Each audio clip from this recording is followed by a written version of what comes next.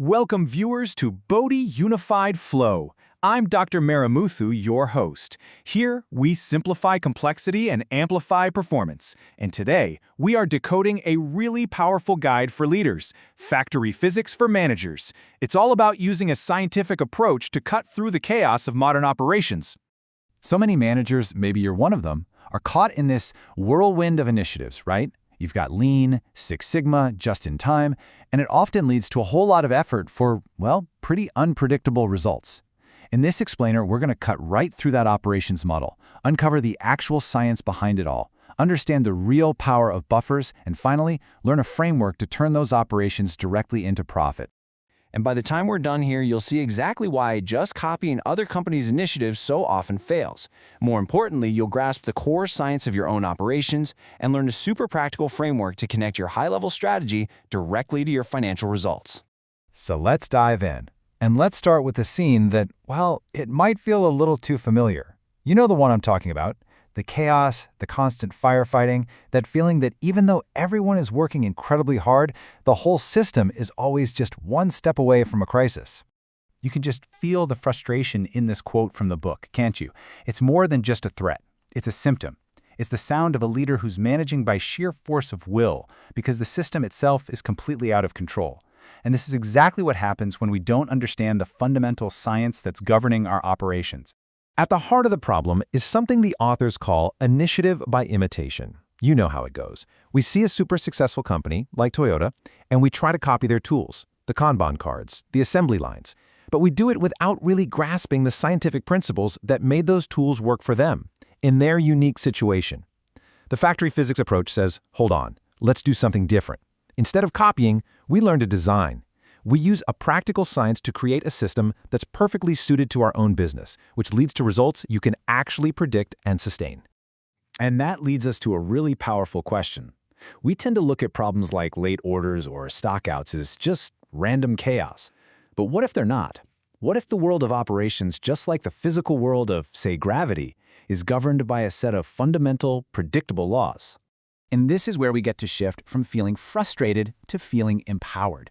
There is a science to operations, and just understanding a few key principles can totally change how effective you are as a leader. Now, the cornerstone of this whole science is something called Little's Law. This isn't some new management fad. It's a proven theorem from queuing theory, and it applies to literally any system with a queue, whether it's a factory floor, a hospital waiting room, or even your email inbox.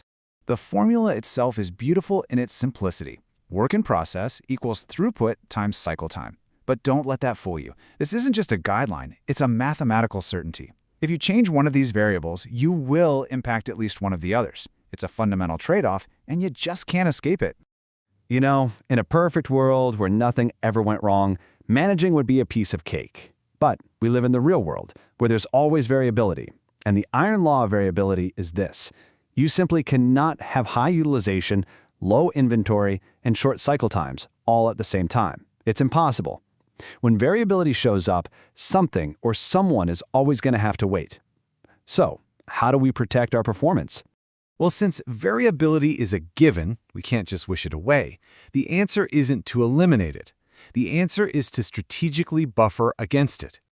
Factory physics tells us there are only three fundamental ways to buffer against variability: inventory, time, and capacity. That's it. And here's the key insight. Every single manager is already using these buffers. The problem is they're often doing it unconsciously and really inefficiently. The goal is to start making conscious, strategic choices about how and where to use them to support your goals. The most common buffer, the one we all know, is inventory. This is simply holding physical stock, raw materials, works in progress, finished goods, to protect yourself from supply hiccups or a sudden spike in demand. It's super effective, but as we all know, it ties up a lot of cash. Next up is the time buffer.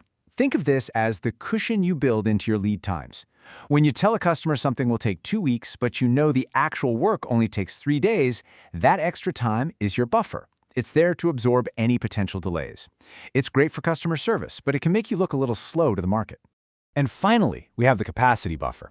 This is just having more production capability than you need on average. It could be an extra machine sitting idle, the ability to run overtime shifts, or having cross-trained workers who can jump in where needed. This lets you respond to surges in demand really quickly, but it can look like a high cost on your income statement if you don't manage it just right. Okay, so understanding the science is one thing, right? But how do you actually turn these concepts into action day to day? Well, that's exactly what the factory physics framework is for. It's a structured, top-down logic for actually running the business. The framework has 4 interconnected levels. It all starts with strategy, making clear choices about where you're going to compete. For example, maybe you decide we will win by having the fastest response time in our industry. Okay, great. That's a strategic choice to prioritize time and capacity buffers over inventory. Then you have tactics. These are the specific rules you put in place to make that strategy happen, like setting WIP limits. Controls are how you check if you're actually following your tactics. And finally, measures are just how you report your performance against those big strategic goals. What you're seeing here is basically the blueprint for control. It's a closed-loop system. Strategy drives the tactics get built right into your systems like your ERP as control limits. You execute and then you monitor. And here's the magic. If you're within your control limits, you just let the system run. You only step in when a control is breached. This pulls managers out of that constant firefighting mode and lets them manage by exception, which is, let me tell you, a much more effective and way less stressful way to lead. All right, now for the part that gets every executive to sit up and pay attention. How does all this science and operational talk actually translate into what really matters, profit and cash flow? Well, the connection is incredibly direct and powerful. The link is a straight line. Your choices about buffers, they hit the balance sheet right in your inventory and asset levels. When you increase throughput, that directly drives revenue on your income statement. And when you control variability, you improve your cash flow by cutting down on surprise costs and making your performance predictable. And look, this isn't just theory. The book talks about a multi-billion-dollar medical equipment company that was struggling with all these competing initiatives.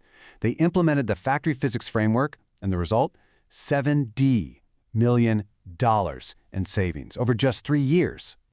That just goes to show you the real, tangible power of this approach. It was never about working harder. It was about working smarter, guided by science. And that brings us to the ultimate takeaway here. It's a whole new way to lead. This really creates a fundamental shift in a leader's identity. It's a move away from being that reactive manager, always fighting fires and chasing the latest buzzword, and toward becoming what the authors call a factory physicist, a leader who uses science to design robust systems and achieve predictable goals. It really makes you ask yourself the question you see here. So, what have we learned today? That even chaos follows predictable laws. That variability is inevitable and demands a strategic mix of inventory, time, and capacity buffers. And that a disciplined framework can connect what happens on your shop floor directly to your financial statements. The source for this deep dive was, of course, Factory Physics for Managers by Pound, Bell, and Spearman. At the end of the day, leading with science isn't just another initiative to add to the pile. It is a real, sustainable competitive advantage. Thanks for joining me here on Bodhi Unified Flow.